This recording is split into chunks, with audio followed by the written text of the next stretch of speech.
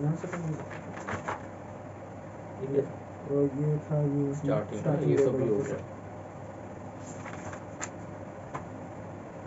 यहाँ से ये भी हो गया है लगभग, ये हाँ, पढ़ ये नहीं गया। हाँ थोड़ा सा पढ़ा था, ये यहाँ से पढ़ चुका था जब तक। तो ये तो बस देखना है। हाँ तो समझ आ रहा है कि पढ़ा दूँ फिर? नहीं, पढ़ाने की जरूरत नहीं। ये टूल बार्स, टूल बार ये वो लेबर ऑफिस कैलकुलेशन में कहीं होता है, मेन्यू में लिखे होते हैं। देखो टूल बार ये होता है, टाइटल बार ये है, टाइटल बार, फिर उसी में कहीं मेन्यू में कहीं टूल बार में कहीं देख सकते हैं लेबर ऑफिस। यहाँ पे नीचे है। तुम्हारे में प्रिंट भी तो बहुत ये है ना। कैल्सी, ये लाइबर ऑफिस कैल्सी है ना, इसको कैलकुलेटर बोलते हैं। कैल्सी मतलब डॉट लिखा है, कैलकुलेटर का short form.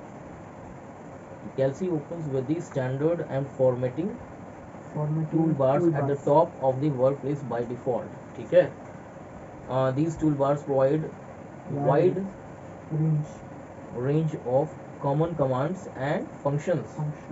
Placing the mouse cursor over any any icon displays a small box called a tooltip. It gives a brief explanation of all the icon function. ठीक है, देखिए हाँ, लाइट। ठीक है, टूल बार क्या होता है? टूल बार जब भी हम लाइबर ऑफिस कैलकुलेशन या का जो सॉफ्टवेयर है, ठीक है, जब भी लाइबर ऑफिस कैलकुलेशन का जो सॉफ्टवेयर है हम जब उसको ओपन करेंगे तो वहाँ टॉप पे टूल बार आ जाएगा। ठीक है, या कभी कभी हम किसी वर्ड को जब सेलेक्ट करते हैं तो साइड में टूल टिप आ जाता है, वो टूल बार का ही इधर शॉर्टकट दिखाने लगता है। ठीक है, टूल बार में बहुत सारी चीज़ होती हैं, जैसे किसी फॉन्ट का डिज़ाइन चेंज करना है, किसी फॉन्ट का कलर चेंज करना है ना, आता है ना ब्रश वाला।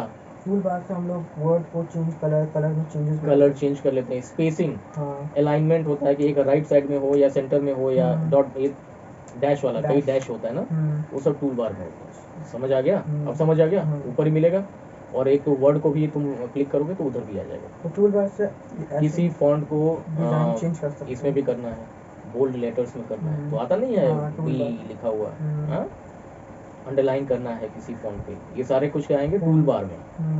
समझ गए?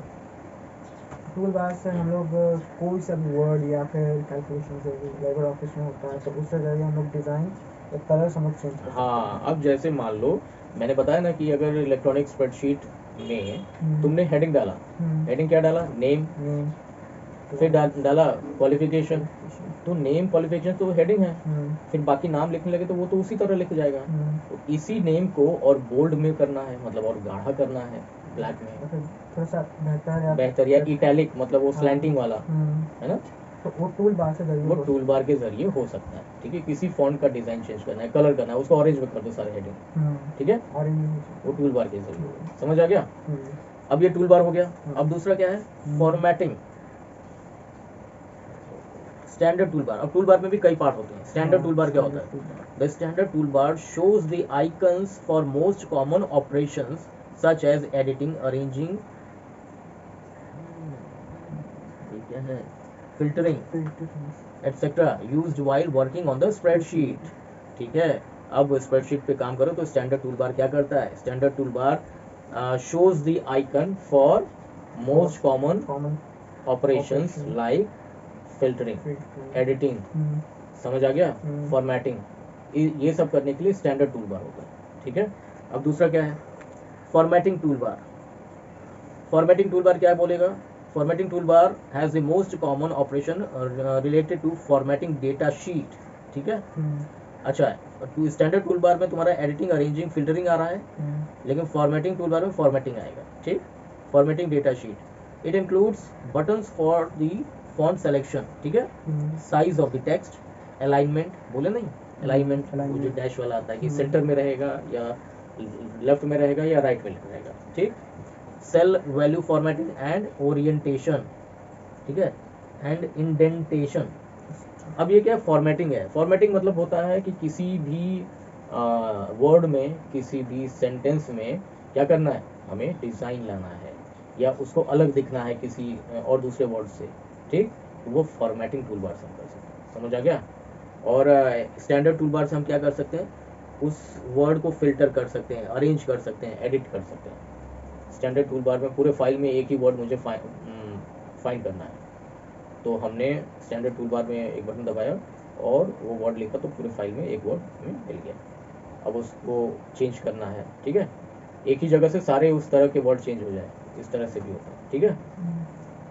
अब देखो क्या है formula tool bar. Formula tool bar क्या कहता है, it allows entering and editing the formula in this cells, ठीक है। Formula bar consist of the following. Formula bar में क्या है, it allows the entering and editing of the formula in this cells. अब formula tool bar में एक button होता है, पहले वो दबाओगे तब तो फॉर्मूला डालोगे। हाँ, पहले सेल्स में दबाए जहाँ फॉर्मूला लिखना है, फिर मतलब वो टूल बार होता ही है, ऑटोमेटिकली वो आ जाता है, फिर वहाँ पे तुम फॉर्मूला लिख दोगे। समझ आ गया? तो फॉर्मूला लिखोगे, फॉर्मूला कैसा, किसी को ऐड करने का फॉर्मूला, किसी को सब्ट्रैक्ट करने का फॉर्मूला। मेरे पास 1000 नंबर्स दिए हुए हैं, ठीक है, मेरे पास है अलग अलग 1000 डेटा दिया है 1000 नंबर्स का, उन सबको ऐड करना है।